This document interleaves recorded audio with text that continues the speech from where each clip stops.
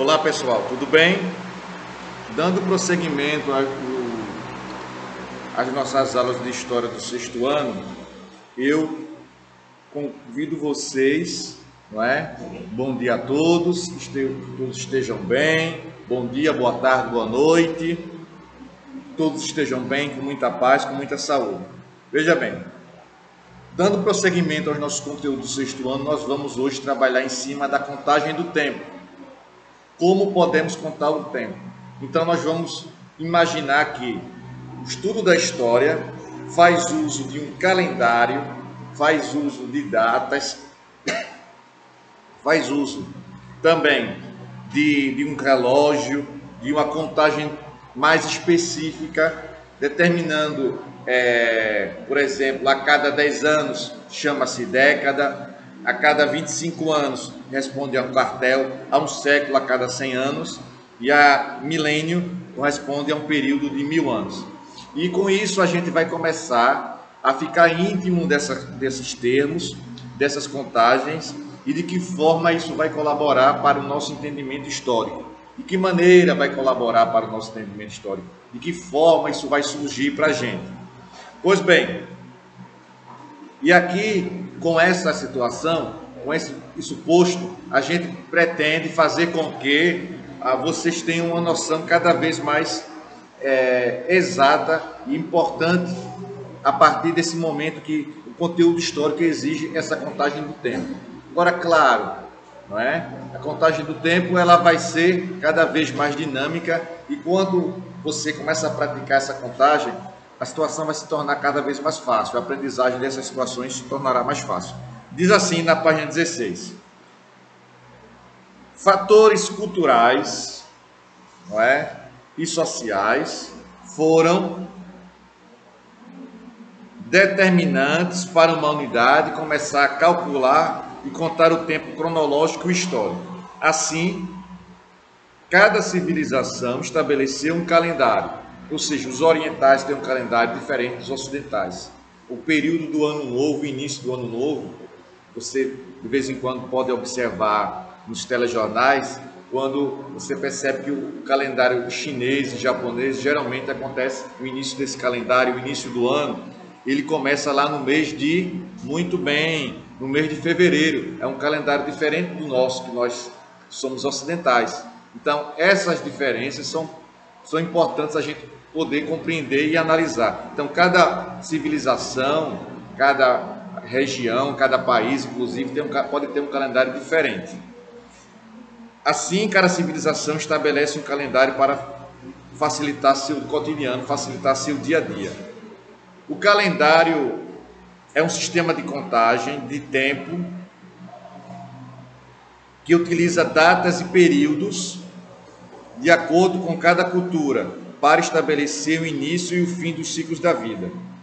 Várias divisões foram criadas para auxiliar a contagem do tempo, principalmente o tempo histórico. Aí tem o período. Nós temos o período. Ainda na página 16, viu? Fundamental para os historiadores determinarem o tempo existente entre os fatos históricos. Em outras palavras, é o espaço de tempo entre os marcos que determinam os ciclos políticos, sociais, econômicos e culturais. Era o início de uma era estabelecido com um marco histórico. Por exemplo, o nascimento de Cristo definiu o início da era cristã. Não é? Outras divisões são colocadas. O biênio corresponde a 2 anos, o quinquênio a cada intervalo de 5 anos, a década equivale a 10 anos, o milênio a cada período de 1000 anos, o quartel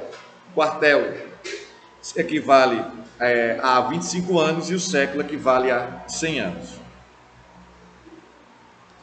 Na página 17, nós temos algumas questões em cima dessa contagem de tempo, da avaliação da contagem do tempo, em cima também do que é o tempo cronológico, do que é o tempo histórico e o geológico, que foi motivo das nossas aulas anteriores. Aí diz assim, segunda questão, na página 17. Avalie os textos não é? Avalie os textos e determine, comentando qual tempo elas caracterizam.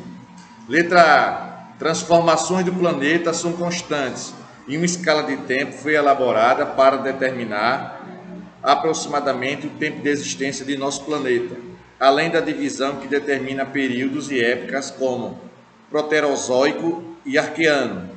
Considerando a existência humana, temos a noção do tempo, visto que a Terra tem cerca de 4,5 bilhões de anos, enquanto a humanidade, desde sua pré-história, tem cerca de 1, milhões de anos. Qual é o tempo aqui que vai colocar nessa letra A? É tempo geológico, é tempo cronológico ou tempo histórico? Isso, muito bem. Coloque aí. Não esqueça não, tempo geológico na letra A, não é? É o tempo geológico. O segundo quesito, o principal foco é estabelecer uma escala de tempo de existência do planeta Terra, não é? A outra questão, na letra B, um filho pergunta a seu pai por que todo ano comemoramos aniversário. O pai, meio surpreso, responde dizendo que é para poder saber a idade e determinar assim se uma pessoa é criança, adolescente, adulto ou idoso. A cronologia é importante para se situar no tempo. Cada civilização tem sua forma de determinar a contagem do tempo. O tempo, qual a resposta da letra B? Isso mesmo, tempo cronológico. Cronológico. Vamos acrescentar. A humanidade independente, vírgula, independentemente de sua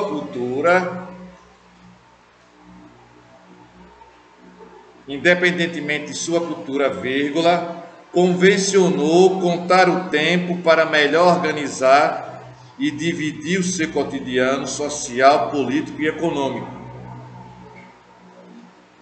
Convencionou contar o tempo para melhor organizar e dividir seu cotidiano social, político e econômico. Ponto. Tá certo? Vou deixar a letra C para vocês fazerem aí em casa. Indo para a página 18, nós temos aqui datando o tempo, colocando as datas no tempo.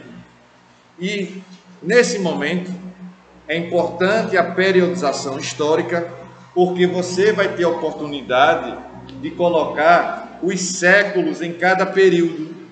Como é que você coloca o século? Como é que você sabe a que século pertence aquele ano? É rápido, é simples. Todas as vezes que tiver nos dois últimos algarismos 00, você simplesmente permanece aquele ano e coloca embaixo o século. Por exemplo, o ano 2000, professor, ele pertence a que século? Muito bem, o ano 2000, ele pertence ao século 20. Por quê? Porque tem 00. E professor, quando o ano acabar em 00. 1900, que século vai ser? O ano de 1900, que século vai ser? Vai ser o século 19. O ano de 1800, que século vai ser? Século 18. E se for 1980, que século vai ser? Tem dois algarismos finais ali, diferentes 00. Você corta e soma mais um aos 19, fica 20. Então, 1980 vai ser o século 20. Tá bom? Acredito que vocês tenham entendido. Na página 18, tem essa explicação. Eu dei uma enxugada aqui, não é? Eu dei uma enxugada para que você possa compreender. Eu acredito que deu para entender como a gente consegue descobrir a que século pertence aquele determinado ano. Diferente de 00, você permanece. Ano 2000, 00 no final, é século 20. 2001 já não é mais século 20. É diferente 00, os dois últimos algarismos é 01. Você cancela esses dois e soma mais um ao 20 e fica século 21. Pois bem, temos aqui na página 18 a continuação do nosso conteúdo, numa situação que eu já venho falando, batendo nessa tecla desde o primeiro dia de aula, que é o que, professor? Muito bem, que é a periodização. Eu já comentei e vou sempre falar sobre esse aspecto, em que os historiadores gostam de fazer subdivisões dos períodos, período tal, e assim sucessivamente. Eles têm um marco histórico, e a partir desse marco histórico, daquele fato histórico, torna-se uma referência daquele período. Então temos a pré-história. Os períodos históricos quais são? Quais são eles? Pré-história, muito bem, isso mesmo, viu? Idade Antiga, Idade Média, Idade Moderna, Idade Contemporânea. E aqui no nosso livro apresenta sempre um fato histórico que representa isso. No caso da pré-história, é a invenção da escrita. A descoberta da escrita é o marco histórico desse período. Não é?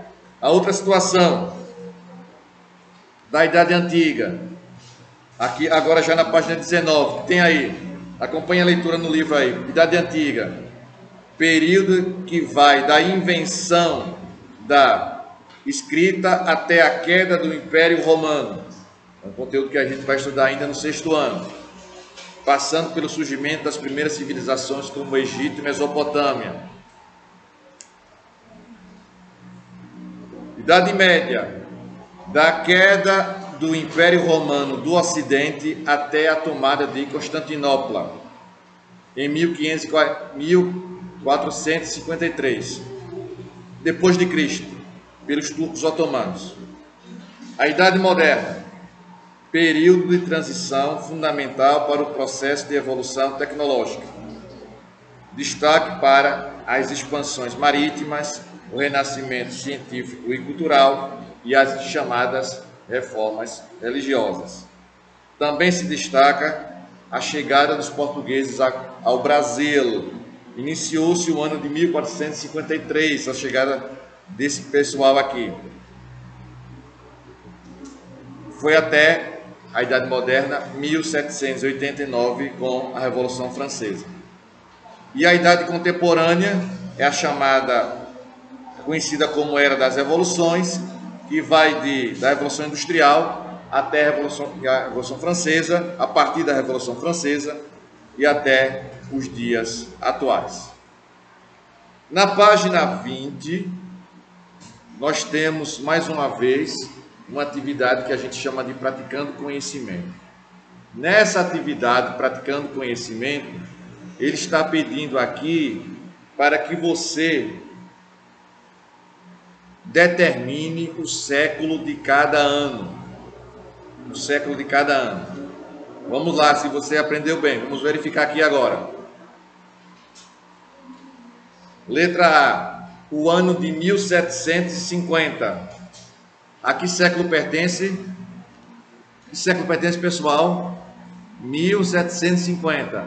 Diferente de 00 é, então, 5 e 0 descarto, tem 17, eu somo 17 mais 1, dá igual a, muito bem, 18. 18. Então, 1750 corresponde ao século 18. 1987 na letra C. Que século vai ser? Os dois últimos algarismos são o quê? Diferente de 00? São. Então, eu descarto os últimos dois. 8, 7, 19 mais 1 dá 20. Aí, 535. Tem um número, um ano em número de centena. 535. Que século vai ser esse? 535. Descartei os dois últimos algarismos aí, 3 e 5. tenho 5 agora, somente o 5, eu somo mais 1, vai dar século 6. Deu para entender? Isso. 700 anos depois de Cristo, que século vai ser? Exatamente, século 7.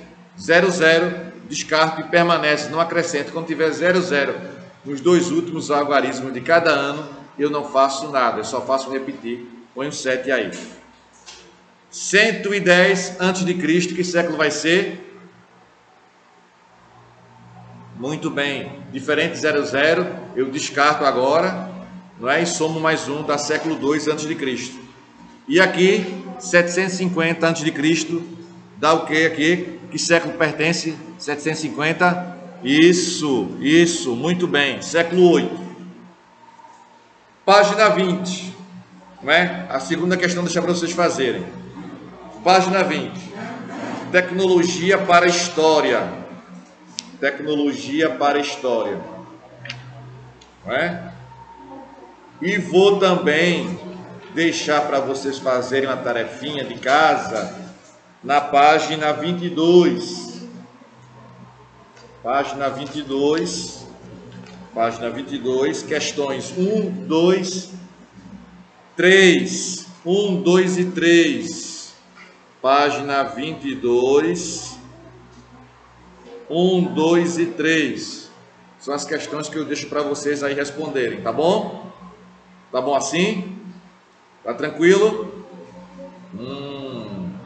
Tá certo. Aqui vamos voltar aqui para a página 20, que vamos encontrar tecnologia para a história.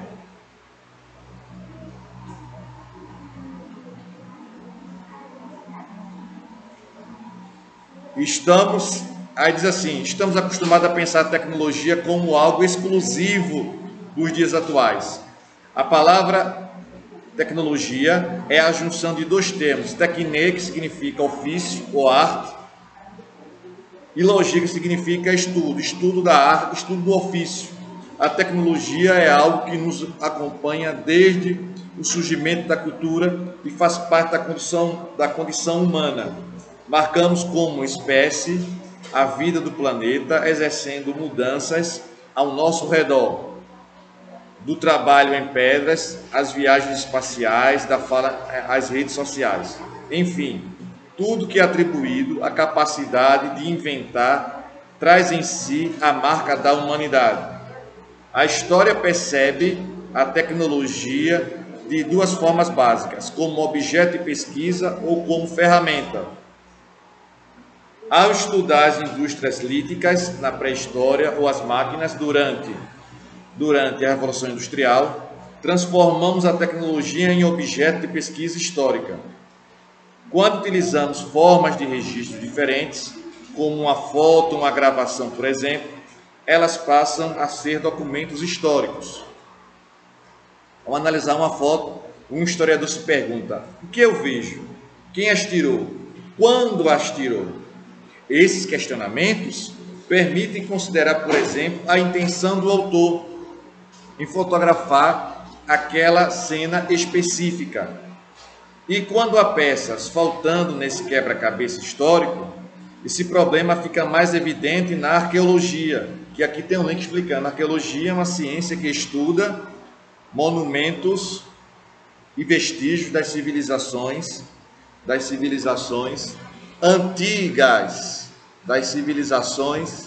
antigas, não é? E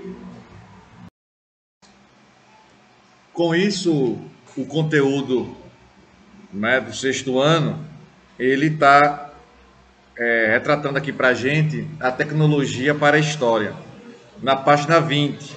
Então, nós temos aqui, a história percebe a tecnologia de 2 formas básicas, objeto de pesquisa ou como ferramenta. Ao estudar as indústrias líticas na pré-história ou as máquinas durante a Revolução Industrial, transformamos a tecnologia em objeto de pesquisa histórica. Quando utilizamos, na página 20 ainda, viu pessoal? Atenção aí.